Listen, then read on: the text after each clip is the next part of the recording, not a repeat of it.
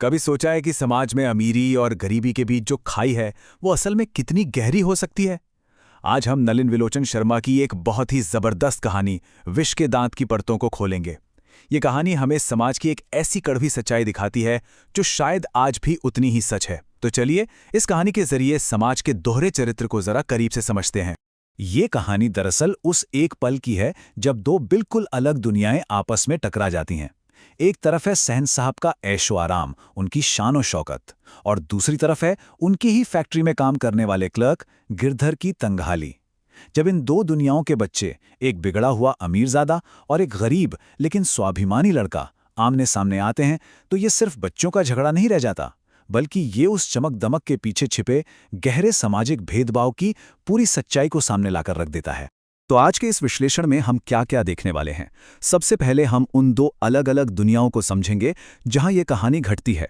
फिर हम देखेंगे कि सेन साहब अपने बेटे खोखा के लिए क्या सपने देखते थे।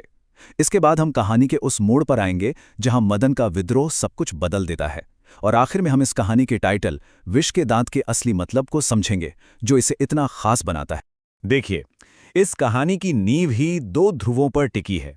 एक तरफ है सेन साहब का चमचमाता आलीशान घर और दूसरी तरफ उनके क्लर्क गिरधर का संघर्षों से भरा साधारण सा घर। ये सिर्फ दो घर नहीं हैं, बल्कि ये समाज के दो बिल्कुल अलग अलग चेहरे हैं।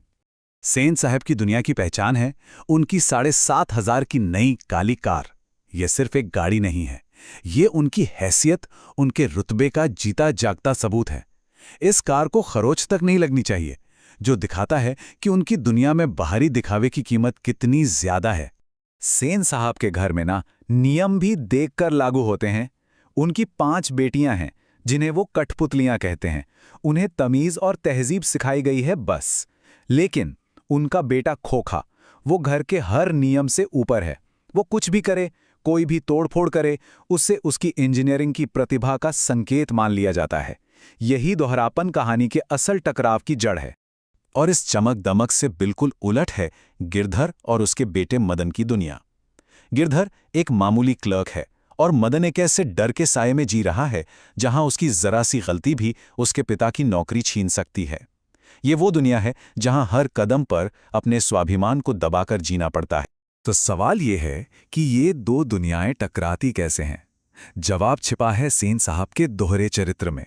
उनके सिद्धांतों और उनके काम में जमीन आसमान का फर्क है, जो कहानी के तनाव को और भी बढ़ा देता है। आइए उनके इस पाखंड को जरा और करीब से देखें। सेन साहब अपने दोस्तों के सामने बड़े गर्व से कहते हैं कि उनका बेटा तो इंजीनियर बनेगा। उन्हें खोखा की तोड़फोड़ में भी इंजीनियरिंग की काबिलियत दिखती है। ये उनकी सोच को साफ दिखाता है कि उनके बेटे के लिए सब कुछ जायज है। और यहीं पर सेन साहब का पाखंड एकदम साफ हो जाता है।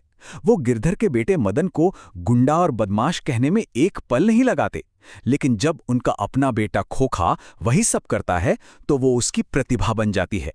यही वो दोहरा मापदंड है जहां अमीर और गरीब के बच्चों के लिए नियम भी अलग अलग होते हैं। अब बात करते हैं कहानी के केंद्र की, खोखा। खोखा सिर्फ एक बिगड़ा हुआ लड़का नहीं है, वो उस पूरे सिस्टम का प्रतीक है जो अमीरों को हर नियम कानून से ऊपर समझता है और उन्हें बेहिसाब विशेषाधिकार देता है। सोचिए, खोखा को घर में एक राजकुमार की तरह पाला पोसा गया। वो बुढ़ापे में हुई औलाद था, घर का इकलौता वारिस। उसके आने के बाद घर के सारे नियम कायदे बदल दिए गए।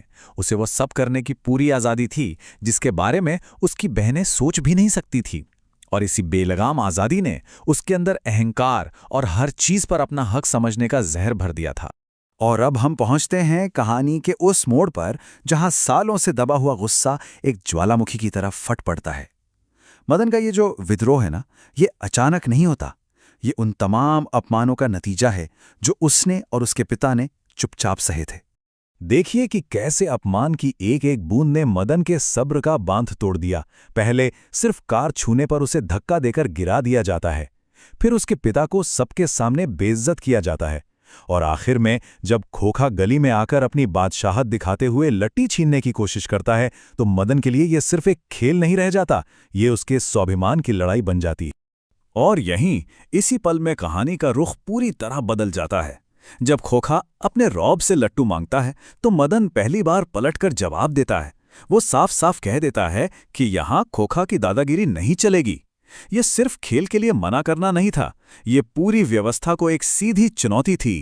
और इस टकराव का नतीजा, मदन ने खोखा के आगे के 2 दांत तोड़ दिए। सिर्फ 2 दांत, लेकिन इनका मतलब बहुत गहरा था। असल में ये सिर्फ एक शारीरिक हमला नहीं था, ये उस घमंड पर सीधा प्रहार था जिसे आज तक किसी ने छूने की हिम्मत नहीं की थी। मदन के उस एक घूंसे ने खोखा के कभी ना हारने वाले भ्रम को हमेशा के लिए चकनाचूर कर दिया, और यही कहानी अपने चरम पर पहुंच जाती है। तो आखिर इस कहानी का टाइटल विष के दांत ही क्यों है? इन दांतों का असली मतलब क्या है? चलिए इस बहुत ही पावरफुल सिंबल के पीछे छिपे गहरे अर्थ को समझते हैं। देखिए, विष के दांत खोखा के मुंह के असली दांत नहीं हैं। ये प्रतीक हैं उसके अहंकार के, उसके घमंड के और उस जहरीली सोच के जो उसे लगता है कि वो दूसरों से बेहतर है। तो जब मदन उन दांतों को तोड़ता है तो वो सिर्फ एक लड़ाई नहीं जीतता, बल्कि वो उस जहरीली सोच पर करारा वार करता है। कहानी का जो अंत है वो सच में आपको हिला कर रख देगा। जब डरा सहमा मदन घर लौटता है तो उसे लगता है कि अब पिता से मार पड़ेगी, लेकिन नौकरी से निकाले जाने के बाद गिरधर पहली बार खुद को आजाद महसूस करता है। वो उस गुलामी की बेड़ियों से मुक्त हो चुका है और वो गुस्से या डर से नहीं बल्कि गर्व से अपने बेटे को गले लगा लेता है। ये एक पिता का अपने बेटे के स्वाभिमान को सलाम था। तो आखिर हम इस कहानी से सीखते क्या है? विष के दांत हमें एक बहुत जरूरी बात याद दिलाती है कि जुल्म और नाइंसाफी की एक हद होती है। जब किसी के आत्मसम्मान को बार बार कुचला जाता है तो विद्रोह की चिंगारी का भड़कना तय है। ये कहानी हमसे पूछती है, क्या हम आज भी अपने समाज में ऐसे विष के दांत उगते हुए देख रहे हैं? और अंत में एक सवाल जो ये कहानी हमारे लिए छोड़ जाती है, असली जहर क्या है? खोखा का अहंकार या फिर वो सामाजिक व्यवस्था जो खोखा जैसे अहंकारी लोगों को पैदा करती है और उन्हें बढ़ावा देती है? इस पर सोचिएगा जरूर।